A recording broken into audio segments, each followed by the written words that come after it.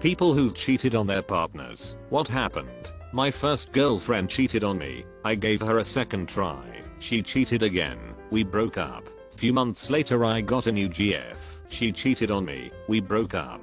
Few months later I got another GF and the guy she cheated on me with told me before she told me. At this point I was just mad at how often people were cheating on me. So I went out, met a random girl. We kissed. I stopped, called my cheating girlfriend, and broke up with her. I would like to preface this with, I would never ever in my life cheat again. I'm an entirely different person today than I was then. Am an alcoholic. I would get drunk and do things I horribly regretted, to the point that I wouldn't even remember doing them. I would drink with anyone to get alcohol. It was disgusting. I'm a 90 lb 5-foot female, and I got myself into dicey situations so many times. I would actually wake up not even knowing if I had slept with someone. After I let a guy buy me drinks all night, I would do this just to get booze for free. I was in a relationship and he was my primary booze provider because he was an alcoholic too. But when he wasn't around, I still needed to get drunk because my alcoholism was horribly out of control. Without it I would get the shakes. I had no intention of sleeping with anyone who bought me drinks, but I knew the easiest way to get free drinks was to flirt with men at bars. I woke up in questionable places, not even recalling a single thing about the night at all. This happened over and over and over, until finally one day I woke up in the hospital with my face absolutely black and blue, and I had a brain bleed. I got sober that day. I'm not in a relationship now, and I have been sober for over 600 days. I was in the army. I married a girl from my hometown.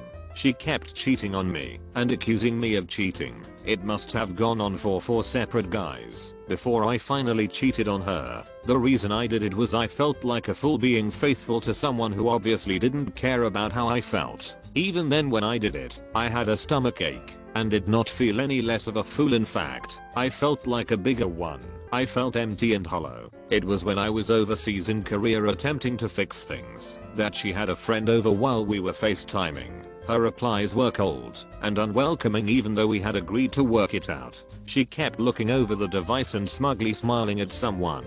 I was done. Over it. I didn't speak to her again until the divorce hearing. A lesson well learned.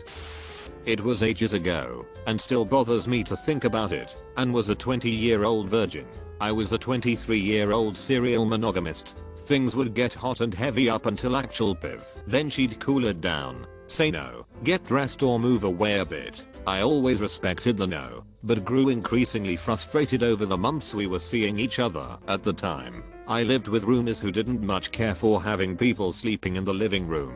So when my friend, his boyfriend and let's call her Sue had a few drinks, I gave the guys my large couch in my room and took the mattress off the box spring for Sue. I took the box spring. Well, in the dark there were some noises that sounded a lot like some prolonged goodnight kisses that were thoroughly enjoyed by both parties. The fellas had just gotten together recently, and who can blame them for getting a little randy. The box spring and mattress were pretty close to each other, and Sue and I murmured a little about it, laughed a little too loud about it maybe, but the boys were lost in their own world. Apparently this got Sue going a little, and she invited me over to the mattress saying something like, "You don't need to sleep on that thing. Come over here." Needless to say, Sue and I banged to the soundtrack that the boys laid down, adding our own lyrics to the mix. A good time was had, separately, by all, and I felt like a proper piece of crap for it almost immediately afterward. Sue and I agreed that it was a one-off, and we wouldn't talk about it to anyone, and the boys agreed to keep quiet. Later that day, Anne came by, visibly and understandably upset. She broke up with me, and I decided that I was never going to make another person look at me like that again. Never cheated since, and actually ran into Anne years later. We caught up. I apologized profusely. She actually laughed about it and told me that it turns out she wasn't into guys and had been living the Subaru lifestyle quite happily for years. I've never cheated since, but I did discover a love of group intimacy. We hadn't been intimate in over a year. We had turned into just good friends who cared about each other, but physical passion was gone. There was significant liquor involved when it happened. I feel bad about it and would take it back if I could, but I can't. I was honest about what happened, and we broke up. We are still close friends, and we still care about each other a lot. She has found someone else who is better suited for her than me, and I'm very happy for her. In a way, it was the catalyst to us doing what needed to be done in the relationship, breaking up, to make us both happy. A few months before I left for the military, I met an amazing girl through a friend. It turned out that we had lived down the street from each other the past few years and never knew each other existed. In the course of a few months we went from acquaintance to dating to smashing all the time. Then I left. Between boot camp and the training school for my job I was gone 5 months. I ended up dating a girl in my school and broke it off with a girl back home. I always feel terrible about how I treated her, and for years I felt like betraying her ruined my chance at happiness. We finally talked a few years later, and I found out that my betrayal had sent her on a spiral. She joined the military, married a guy who cheated on her, got divorced. It's hard knowing I sent her that way.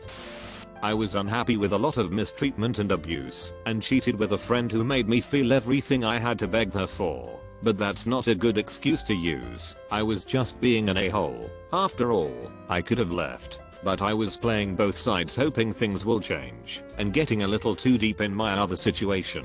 I also found out she was cheating at the same time a few months later, while trying to work it out. Lol. Still feel bad about it regardless. I lost a friend group because of it, and broke her trust. A friend constantly cheats on girls, because God will forgive him. That's it. That's his reason. His family and him are mega religious, and he simply believes that God will forgive him. My taxi driver was desperate to cheat on his wife. He was a pig of a man, and was actually quite angry when telling me about it. First day as a taxi driver, and was just venting to me. He said it's like eating pie. He's sick of the one flavor, but he loves his wife. Felt like hitting him. He was honestly awful. Our relationship turned into us being roommates practically, sleeping in different rooms, the physical connection gone. Couldn't joke around with one another, or try to act all cute without annoying her. Anything I did was weird and ridiculous, so I ended up connecting with my boss on an emotional level. One thing led to another, and now I'm wishing my girlfriend would break up with me, because I feel like she thinks I'm her charity case. I thought I was no longer in love. We had been married for 7 years and our home life was super stressful at the time. Just the usual. Bills to buy, young kids, hate our jobs. This younger guy in my industry was flirty, and I was flirty back, and it turned into a fling. We did it whenever we saw each other, and also found ways to meet at places. I was busted 2 years later on Christmas Day. My hubby found the texts. After all that, hubby stayed with me. We have now been married 20 years. And every day I look back and think how stupid I was for almost ruining my family. Wasn't happy in my relationship and told her so several times. She would not allow it to end because of what everyone would think, and also we have an image to uphold, and when those stopped working it was, I'm going to make sure the kids hate you for leaving us. She had me broken, and I think I did it as a retaliation for not allowing me to be happy and to get away from her. Still no excuse, but no matter what, I'm still a great dad. I make sure they know I left their mom, not them. We both stopped trying in our relationship, essentially becoming roommates. A guy at work started treating me like I was special, telling me how beautiful I was. It was nice to hear. Over time our friendship got more and more personal, until it wasn't much of a stretch to decide to be intimate. At the beginning, the idea of sleeping with this guy was ludicrous. I would have never considered it, but looking back I can see where he was constantly testing the boundaries of our friendship to push us to a place where he could proposition me. It happened so slowly, over time, that I never thought anything of it. Not sure if it's cheating or not, but I tried to break up with my ex, and she started crying and pleading with me to give it another chance, which broke my heart, and I reluctantly said okay. Tried again a couple weeks later, because the relationship wasn't getting any better, but same thing happened. She was a really nice girl, and we got along well, but our personalities were way too different, and I wasn't willing to make her my life partner. I decided to go on a wilderness backpacking trip by myself to clear my head. At work I told a girl who I knew through mutual friends about it, and she said she's never done a backpack trip and always wanted to, so I jokingly invited her, and to my surprise she accepted, and was super excited. During the trip we really got to know each other, and I decided I would like to pursue a relationship with her. We slept in the same tent, and drank whiskey under the stars, but I didn't try to kiss or get intimate anyway, because I was still technically in a relationship. Once we got home I broke up for good, and 3 years later we are engaged. Turns out me not trying to make any moves on her made her trust me more than any other guy, and we are living a great life together.